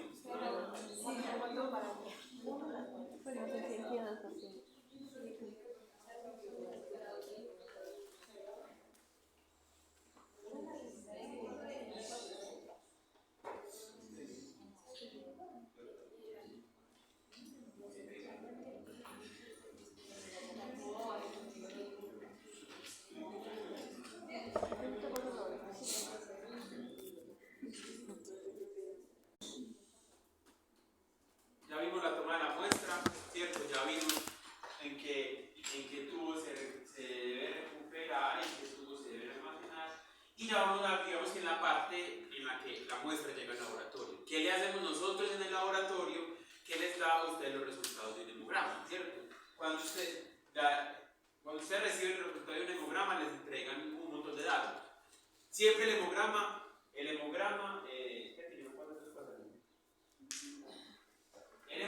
les cuenta a ustedes cómo está en cantidad de glóbulos rojos, glóbulos blancos y de plaquetas y las alteraciones morfológicas. Nosotros vamos a ver cómo se hacen esos cálculos, ¿sí? Y vamos a ver qué significa cada uno de esos cálculos y vamos a ver toda la gran mayoría de la morfología, tanto eritrocitaria como leucocitaria. ¿Listo? Pero todo en su orden, pues vamos a empezar primero con la parte de rojos, luego blancos y por último plaquetas, que ahí continuamos con hemostasia y ahí ya nos vamos viendo con la química. Esta, digamos que es la parte más maluca del laboratorio clínico, ¿cierto? ¿Por qué? Porque hay que hacer cálculos matemáticos, entonces ya saben que en el parcial va a haber matemáticas, porque necesitarán calculadora, bueno, necesitarán algunos cálculos y pues eso lo odio. Esta puerta se abre.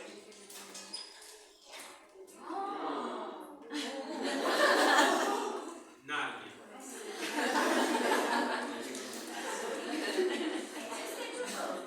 Es el techo.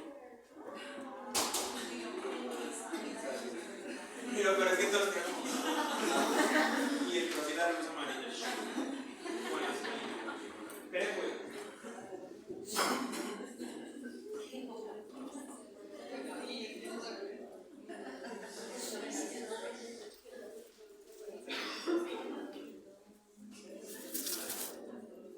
les dije, vamos a hablar de hematología veterinaria. Vamos a empezar primero por los rojos. Yo creo que alcanzamos a ver algunas generalidades. Esto es importante, ¿cierto? Yo siempre que ustedes vean una clase conmigo de hematología, de glóbulos blancos, van a ver esta gráfica. Esta gráfica es importante, ¿por qué? Porque ustedes saben, vamos a mirar de dónde vienen las células. Porque en el hemograma, o en el hemoleucograma, vamos a tener unas células en algún polar. Este libro es del libro de Patología Clínica Veterinaria de Duncan, esta particularmente. Sí, claro, yo estuve en enero buscándolo. Es un libro de referencia. Duncan y Price. Ya lo buscaron en el internet. Y ya. Patología Clínica Veterinaria, búsquenlo así. Búsquenlo si no me dicen porque yo estaba. O sea, yo hice la revisión bibliográfica en enero de cada una de las asignaturas que yo doy y está este libro. Sí. Pero no importa, pues. El catálogo en línea, me voy a preguntar. Porque si está y tiene incluso la versión más moderna. Entonces, de todas formas yo lo tengo en PDF, por si alguien quiere pagar a mi oficina por él, yo se lo paso. Lo tengo en español y en inglés está más cuca porque las imágenes son más en HD, pero en español pues también. Listo, entonces, tenemos que, vamos a ver las formas viejas, pues como las formas actuales, maduras e inmaduras. Listo, en algunos animales, eso es importante porque nos va a explicar que hay un proceso patológico que está obligando al sistema, a la médula ósea a liberar células inmaduras, pero eso lo vamos a ver más adelante. Lo más importante es esto, ¿sí? Generalmente todas las líneas celulares vienen de una línea mieloide y vamos a tener los glóbulos rojos, ¿sí? Y vamos a tener todos los polimorfonucleares que serían eosinófilos, neutrófilos y basófilos y el monocito pues, y las plaquetas, ¿cierto? Y luego vamos a tener entonces una célula madre linfoide que serían solamente los linfocitos T y los linfocitos B. Nosotros vamos a ver esto al detalle, vamos a mirar qué significa cada uno. Vamos a empezar hoy con glóbulo rojo. Listo, miren ahí. Ahí estamos viendo la división de los linfocitos. Bien.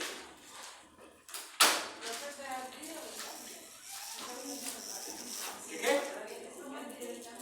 Voy a apagar esta luz de aquí. Ahí mejor. ¿Listo? Vamos a ver. Bueno, no vamos a ver. Vamos a empezar por la eritropoyesis. Empezamos línea roja. Entonces vamos a hablar de la eritropoyesis. ¿Listo? La eritropoyesis es, en los mamíferos es extravascular y se realiza en la médula ósea, ustedes lo saben, ¿cierto? La hematopoyesis se hace en la línea, la eritropoyesis se hace en la médula ósea. Listo, hay un trastorno que es hematopoyesis extramedular, pero pues es una patología. Listo. Los glóbulos rojos normalmente, su célula inicial es una célula nucleada, es una célula grande. Y a medida que se van haciendo divisiones celulares, el núcleo se va volviendo mucho más pequeño, ¿sí? Y la cromatina se va perdiendo y se va volviendo más pequeña hasta que al final vamos a tener una célula que tiene vestigios nucleares, ¿sí? Pero que ya no tiene núcleo como tal, que sería la versión inmadura de los glóbulos rojos que se llaman reticulocitos. Listo, entonces tenemos un rubriblasto, que es la célula madre pluripotencial, y esa se divide en el prorubricito, y luego hay 3 divisiones de rubricito, y de ese rubricito luego se divide en metarubricito, y ahí se detiene la división celular. ¿Listo? Cuando la concentración de hemoglobina es crítica, es decir, cuando ya hay una concentración de hemoglobina, todas las células rojas tienen hemoglobina, lo que pasa es que son unas células muy grandes, entonces la concentración de hemoglobina en estas células tan grandes y tan pesadas es más pequeña, la concentración de hemoglobina se va volviendo digamos que más importante en células que ya han perdido su núcleo. Por eso es que los glóbulos rojos pierden el núcleo. ¿Por qué? Porque necesitan ser más ligeros para cargar moléculas de hemoglobina para poder esas moléculas de hemoglobina transportar el oxígeno, ¿cierto? Entonces digamos que aquí, hasta aquí se detiene la división, ahí se detiene la división celular. ¿Qué pasa? Se empieza a perder el núcleo y luego cuando ya no hay núcleo, sino vestigios nucleares, vamos a tener una célula inmadura de glóbulos rojos que se llama reticulocito. Esa célula la vamos a hablar más adelante porque es una célula importante. ¿Por qué? Porque nos habla de regeneración celular, medular, frente a una anemia en los pacientes que liberen reticulocitos, porque no todos los pacientes se liberen reticulocitos. ¿Listo? Esta es la hematopoiesis en los pacientes, en los mamíferos, que son glóbulos rojos anucleados. ¿Cuáles son las especies que tienen los glóbulos rojos nucleados? Las aves, los reptiles y los anfibios, ¿cierto? Y los camélidos. Sí, y los camélidos, sí, es verdad. Listo. Pero principalmente por las aves, porque nosotros acá en Colombia no tenemos camélidos. No, pues como en Perú o en Chile, hay camélidos. Pero normalmente los glóbulos rojos nucleados que nosotros vamos a mirar acá, pues que vemos en Colombia son los de las nucleados, los de aves, reptiles y anfibios, primero primera cantidad, pues las aves y demás. Listo.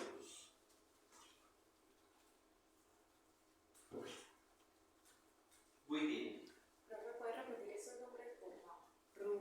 Rubriblasto, prorrubricito, rubricito. Hay 3 divisiones de rubricito y luego metarubricito, reticulocito y eritrocito. Metarubricito. Sí, se llama reticulocito, también le dicen policromatófilo, pero eso es por el color. Pero eso ya lo vamos a ver más adelante. Realmente es un reticulocito. Entonces en el meta es la última etapa del rubricito que dice ahí, que es cuando para la división. Ajá, aquí se detiene, es decir, empieza el rubriblasto, se divide en prorrubricito, rubricito, ese rubricito se divide 3 veces y en la última división ya se convierte en metarubricito y ahí se detiene la división celular. ¿Listo? Y ya se empieza a hacer toda la maduración para que al final se haga el glóbulo rojo.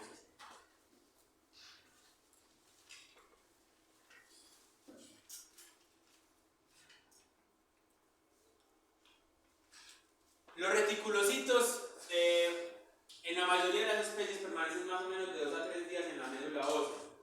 Listo, antes de salir para madurarse en la sangre periférica o en el vaso. Ellos salen inmaduros, cuando son reticulocitos pues pueden salir inmaduros y ellos van madurando en el vaso, el órgano vaso o en la circulación pueden ser.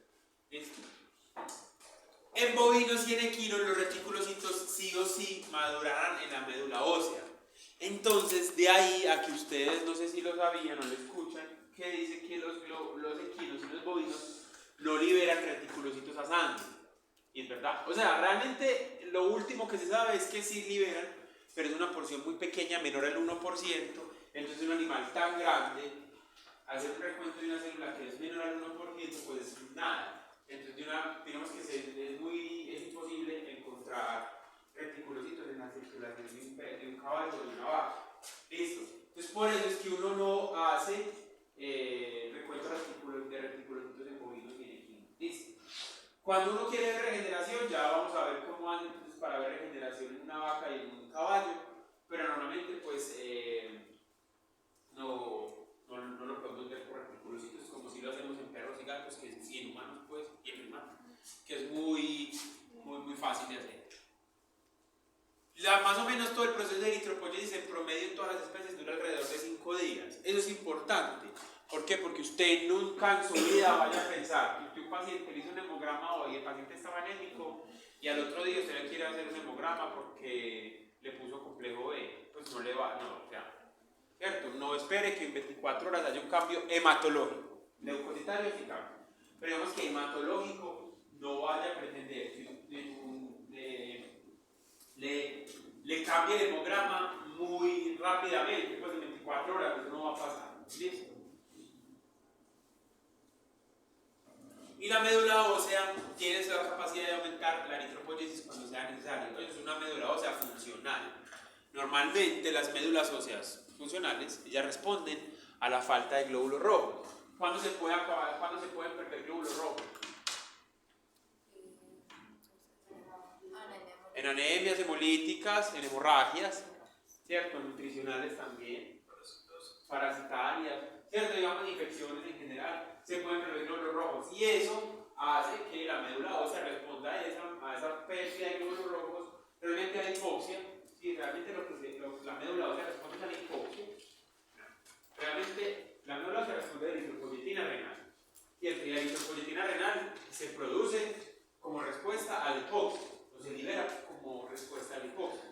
Si se pierden unos niveles de oxígeno en la médula ósea, las células renales entienden eso, liberan eritropoyetina y es esa eritropoyetina la que estimula la eritropoyesis. Por eso, entonces ahí tenemos un tip. Los pacientes renales crónicos que tienen un riñón ya muy dañado van a generalmente suelen ser anémicos porque se van perdiendo las células productoras de eritropoyetina.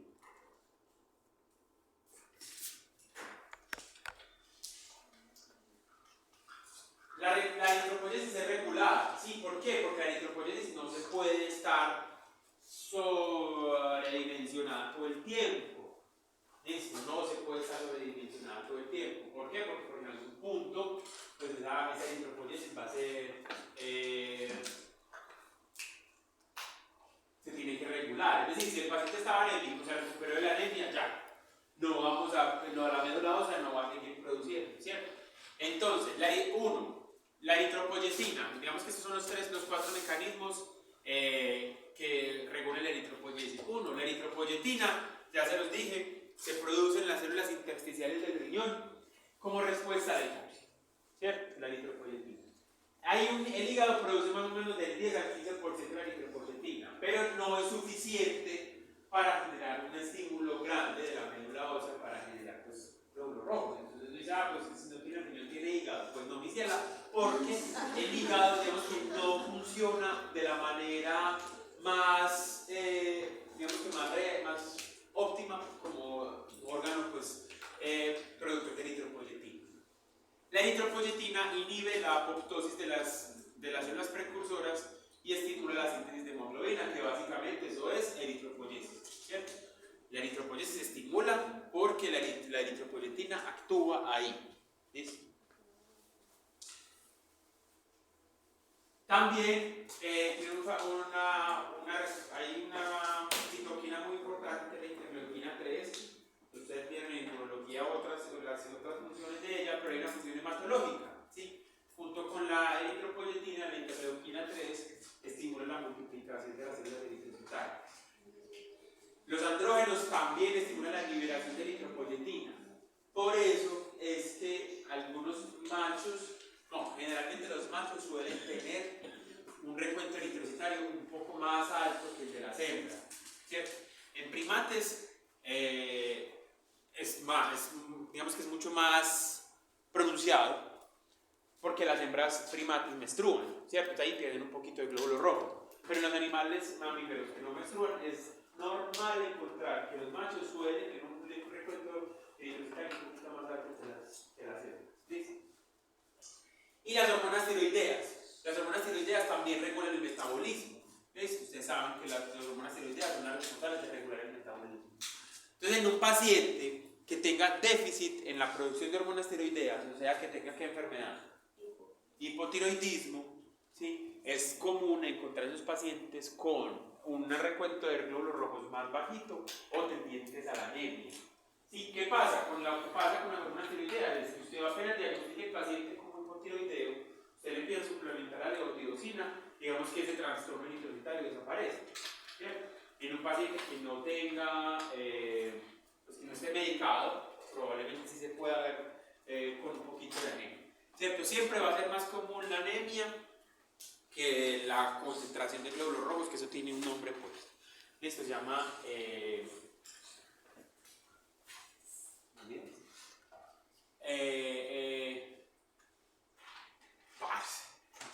esperen que me voy a acordar. Voy a decir hablando. Es más común la anemia que la hemoconcentración, pero la hemoconcentración tiene un nombre y se llama policitemia.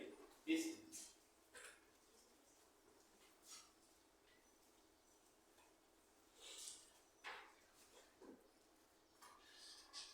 La vida media de los eritrocitos, esos son promedios, pues, más o menos. En los bovinos de 160 medidas en el caballo más o menos de 145, en el cerdo de 86, en el ave de 35, en ovejas de 150, en el perro de 110, en el gato de 70. Esa es la vida media de los eritrocitos. No es una camisa de fuerza, pues realmente, pero pues normalmente funciona así. Eso también es bacano que ustedes lo conozcan, ¿cierto? ¿Eso qué significa? El eritrocito que sale del vaso sanguíneo, perdón, de la médula ósea y empieza a circular. En un perro dura 110 días. Ese eritrocito salió maduro y se murió a los 110 días. ¿Dónde se mueren los glóbulos rojos? En el vaso, ¿cierto? La mayoría de los glóbulos rojos se mueren en el vaso. La mayoría. Hay otros que se mueren fuera del vaso. Entonces hay dos formas de destrucción de los glóbulos rojos, ¿cierto? Una forma, esta cosa está toda P. Sí. Ese es de la versión en inglés, que es el que tiene los dibujos play, pero ahí no se ve tanto. Vamos a cambiar la imagen a ver si mejora. ¿Mejor?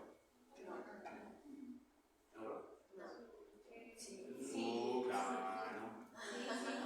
Cine, hay que dejarlo en cine siempre. Listo. Entonces aquí vamos a ver, digamos, dos formas. Yo creo que con esto terminamos porque es un poquito complicado y lo vuelvo a retomar el miércoles. Hay dos formas de lisis de los glóbulos rojos, ¿cierto? Una forma extravascular y una forma intravascular.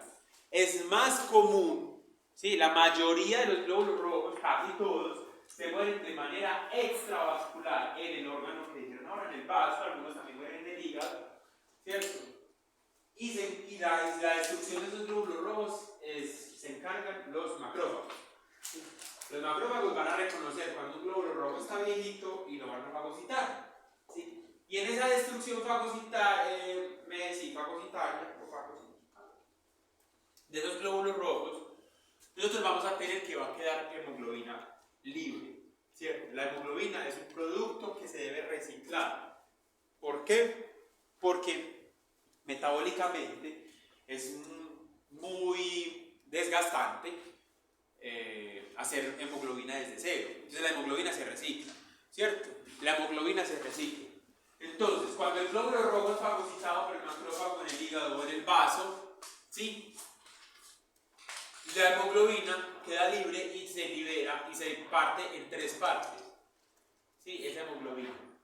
Va a quedar hierro, va a quedar globina. Este hierro y esta globina entran nuevamente al ciclo de la hemoglobina para producirse una hemoglobina que ustedes ya lo conocen, en fisio lo vieron, ¿sí?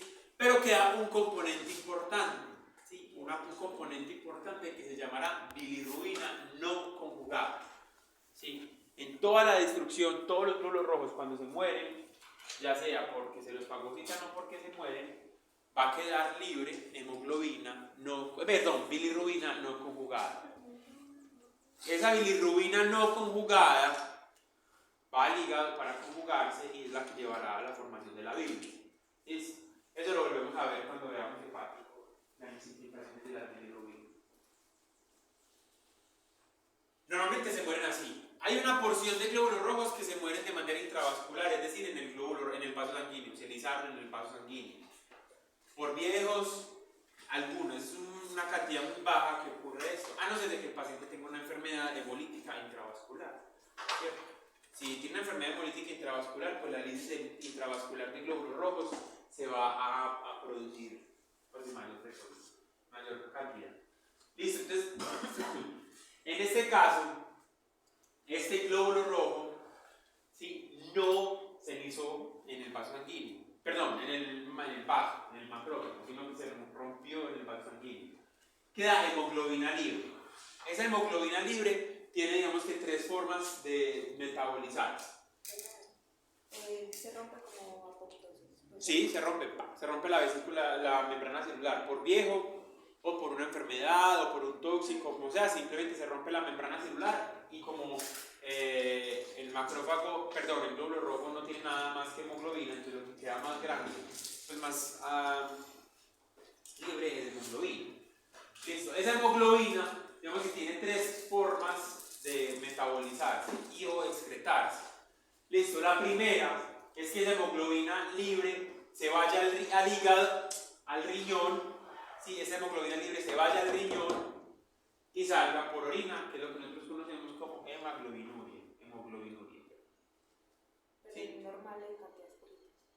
Sí, usted puede tener, pero lo que pasa es que no, realmente no. O sea, que está Es tan poquita que la tirilla de orina no alcanza a mirar. Esto, digamos que sale, eso es el caso tal de que muchos glóbulos rojos se mueran en el vaso sanguíneo. Si ahí se mueren muchos glóbulos, la cantidad de hemoglobina que va a salir de orina va a ser mayor. ¿Cierto? Esa hemoglobina libre entonces tiene dos cosas. Pues digamos que el camino más común es que esa hemoglobina libre sea captada por una proteína de fase aguda que se llama aptoglobina. Esa aptoglobina se produce en el hígado, ¿sí? Es una proteína de fase aguda, que eso lo vamos a ver cuando damos proteínas, son muy pequeña la cantidad de proteínas que se producen, pero ya está, ¿cierto? Entonces se pueden producir y esa aptoglobina se encarga de coger la hemoglobina que está libre y llevarla al hepatocito para que se dé el proceso completamente normal, que es este mismo que vimos, ¿cierto? Entra, la aptoglobina lleva la hemoglobina al hepatocito y ahí se la entrega y en el hepatocito se da hierro, globina y bilirrubina no conjugada. ¿Listo? Esa es la segunda forma. Y la tercera, que es menos común, es que esa hemoglobina se convierta en metahemoglobina y se dé, digamos que la liberación o la desintegración, el metabolismo de la hemoglobina se dé en el vaso sanguíneo. Listo. Entonces se convierte en metahemoglobina, que esto puede ser tóxico, un paciente que se puede intoxicar con metahemoglobina cuando hay mucha lisis. Pero bueno, digamos que eso no es tan común que ocurra. Listo, esta metahemoglobina luego se libera, pues se desintegra y se vuelve la globina y el grupo hemo. Este grupo hemo es tomado por una proteína que se llama la hemopexina, calma, y ya la hemopexina y el grupo hemo, el grupo hemo, pues esta M que está acá, que es una proteína más grande, se lleva al hepatocito y se hace la conjugación normal, pues el metabolismo normal, listo. Esa es una ruta metabólica que no es frecuente que se haga. Lo más frecuente es que la aptoglobina empiece a captar toda esa hemoglobina libre y la lleve. Y el otro lado es que haya depuración renal, ¿cierto? Todos los riñones, generalmente ustedes ven un paciente sintomático hemoglobinúrico, lo ven orinando oscuro, como si fuera Coca-Cola, y eso es hemoglobina, ¿cierto? Entonces es una enfermedad hemolítica. Generalmente uno lo ve, ¿cierto? Y el paciente va a estar pálido, puede estar histérico por esta cosa que se llama bilirrubina no conjugada, que luego lo vamos a ver. Así es como normalmente se mueren los glóbulos rojos. Eso es importante. ¿Por qué? Porque va a permitir que te voy a bajar a Batón en la tarde. Mi perro llama Batón.